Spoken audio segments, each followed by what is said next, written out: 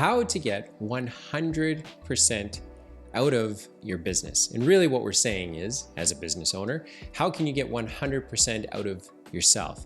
I had breakfast this morning with a fella that owns a business, a good friend of mine, and this topic came up and I felt it was appropriate to share my thoughts on this because it's something that I struggle with almost every day, certainly every week.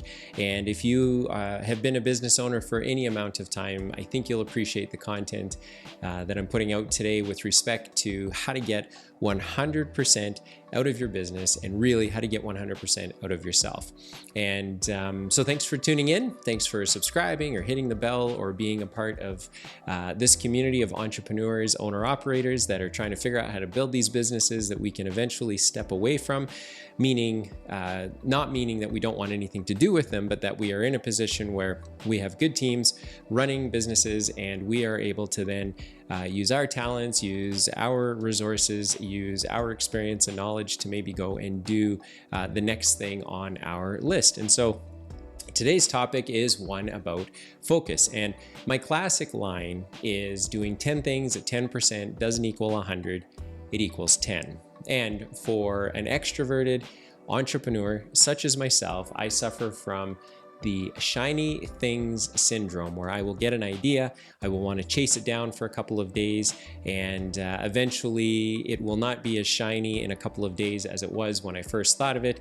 And so over the years, I've had to learn to become better at that. And I think that there is a way to chase new ideas. I think there is a way to look for opportunities to improve the businesses that I'm responsible for. But I think you have to do it on a measured basis. And one of the tricks or one of the hacks that I have come up with is to just simply sleep on an idea for a day or two to see if that natural shine disappears with each passing day. And if something is that important to me a few days after I've thought about it, then I'll usually put some time into considering it and figuring out what to do with it. But I've learned that as a business owner, for the businesses that I'm responsible for, I always have to be cognizant of the single thing that we're trying to achieve at any given time. And every business always has competing priorities. There are always, it feels like there are 100 things to do. The task list never goes away, but there should always be one rock in the road that you're trying to move, or at least this is what has worked for me. And so as an extroverted entrepreneur, I can generally do 10 things at 10% and not really move any rock out of the road. I can move a bunch of little pebbles out of the way, but I can't move the one rock. And so I have learned to, with my weekly cash flow, figure out what is the rock in the road that I'm trying to remove. Is it for the next couple weeks? Is it a marketing rock that I have to move out of the way? Is it a sales rock I have to move out of the way? Is it an operations rock I have to move out of the way? Is it a finance rock I have to move out of the way? And that generally guides what I spend my time doing in that week or in the weeks subsequent to that. And the reason for that is because when you do 10 things at 10%, a lot of time can go by. Weeks can go by, months can go by, because the nature of a business is that it's very active and time does go very quickly. You can see that you really didn't move the needle on anything, or at least I've been guilty of not really moving the needle on anything. And so recognizing each week what is the one rock in the road that I am trying to remove right now, then that's what gets my focus. And it gets all of my focus until there really isn't anything that I can do for it. And then if I've got some time left over, I will then look to put it towards the next thing that I need to be focused on. And so if you're an extrovert like me, you may get caught up in doing 10 things at 10% and never really getting a 100% result out of any of your efforts. But on the other end, and this is reflective of the person I met with this morning, they are not an extrovert, they are an introvert, and they enjoy spending 100% of their time on a little tiny pebble in the path. And so it doesn't really matter what your personality is, but as business owners, you probably fall somewhere between those two bookends. You're either 10 things at 10%, not getting the result that you want, getting a 10% result, not 100, or you're on the other end of the spectrum and you're spending all of your time on something that really doesn't matter that much in your business.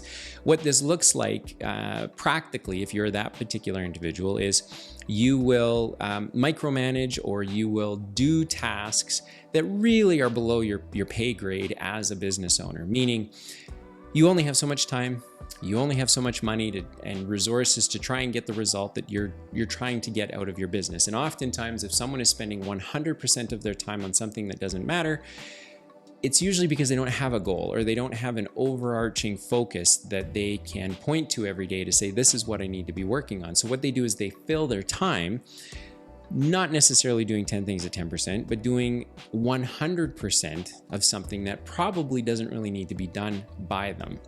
And so that role becomes comforting. It becomes something that they are familiar with.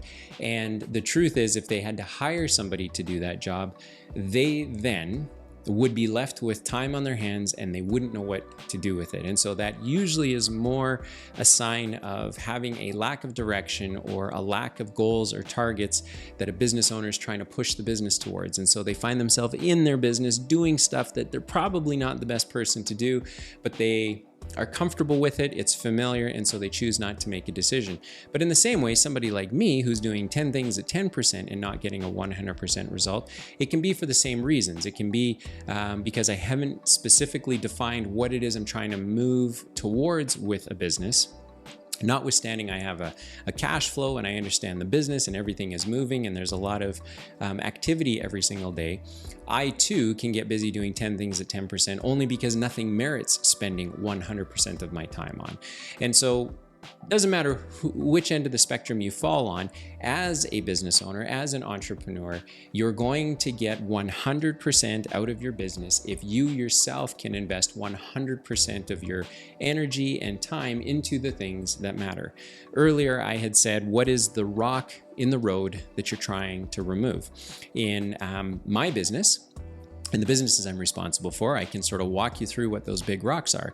In one business, it's my entire focus is in the current structure of the business, where I fit into it, and how we get through the intersection of making a chapter change in the business. And so sales, marketing, finance, all those things are working as they should, but my particular focus is on dealing with some of the outstanding corporate issues that have to get dealt with in order for the business to either move forward and grow, or for me to maybe take an off-ramp and do something different.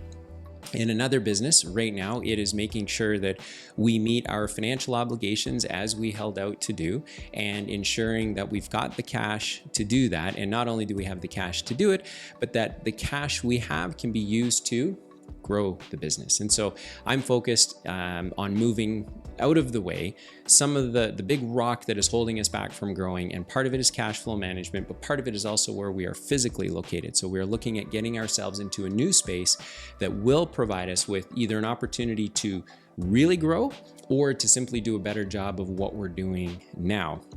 And in the other business, it's coming alongside a team of folks that are working hard and learning how I can best serve them in the capacity that I'm in. I have the product knowledge, I have some of the experience, I have a lot of ideas. And so the rock I'm trying to remove out of the road right now is to make sure that I have given to them everything I know. Because if I've given to them everything I know, then that leaves an opportunity for me to now be available to help them fill in the blanks or be part of their sounding board to help them understand how to get the business to the next level. So if you can't articulate the rock in the road that you're trying to move out of the way that enables your business to keep moving, then that's probably a pretty good place to start. We all have the same amount of time available to us every day. We have the same amount of hours available that anyone else has. And as business owners, we have to make sure we're making the best use of them. In this episode, I've attempted to lay out that doing 10 things at 10% does not equal 100%. It equals 10%. And so you need to focus 100% of your effort on something meaningful that is going to help move your business to the next level. On the other side, spending 100% of your time on something that is meaningless, meaning it's not going to move your business forward, is also a problem. And so you should probably spend some time figuring out how can you spend 100% of your time on something that is meaningful that will move your business forward. How do you get 100% out of your business? You yourself have to get 100% out of yourself, because if you're able to do that, if I'm able to do that, then that means the people that I'm responsible for are able to do what they need to do. If they see someone like me running around doing 10 things at 10%, or they see me doing 100% of nothing, then they too will follow suit. That's how leadership works, or at least that's my experience with how leadership works. So if you can be focused, if you can, of all of the things that need to be done in a day, if you can laser in on the things that are going to move the business forward, you will find that your team will come behind you and they will look to emulate the same behavior. And they will begin to understand that in your culture, the cultures that you're creating within your business, that we have a culture of staying focused and doing the next thing that we need to focus on to move our business forward. And those things should change over time. And depending on where your business is on the cash flow quadrant, see the links below, that will change the things that you focus on, or the thing that you focus on. And I would encourage you, if you're looking to get a better result out of your business, to try and develop a discipline of not doing 10 things at 10%, or not focusing 100% on things that someone else is probably better suited to do, but rather to focus 100% of your time and energy as a business owner on the thing that will move your business forward, that is currently holding it back. And if you don't have all the answers as to what those things are, content like this should be helpful, or getting around other business owners to see how they dealt with the same rock in their path that they need to move out. But you will find that if you can get focused and pick one thing, notwithstanding there are going to be lots of things, but pick the one thing you know that if you said, Dylan, I only need you to come into my business and focus on this one thing, and if you did it, I know we would move forward. Put yourself in that position and try to understand and figure out what that thing is. So how do you get 100% out of your business? You make sure you're getting 100% out of yourself. Make sure that the time that you're spending is meaningful, is worthwhile, but is also moving your business forward. So that's it for today's episode. I hope you found this helpful. Make sure to subscribe. If you want to chat about your business, I would love to do that. There's a link in the show notes where we can make that happen. I'm trying to learn how to build these businesses and become removed from the day-to-day activity. And I'm learning as an entrepreneur how to use my skills and my experience and my knowledge in new ways. And if you're interested in trying to figure out how to remove yourself from the inside of your business, you can work on it, not in it. Let's chat about it. It doesn't cost anything. It's a lot of fun. I love learning about new businesses and could probably contribute some ideas, some fresh thinking into whatever it is you might be stuck with right now. So let's make sure to chat, and we'll see you on the next episode.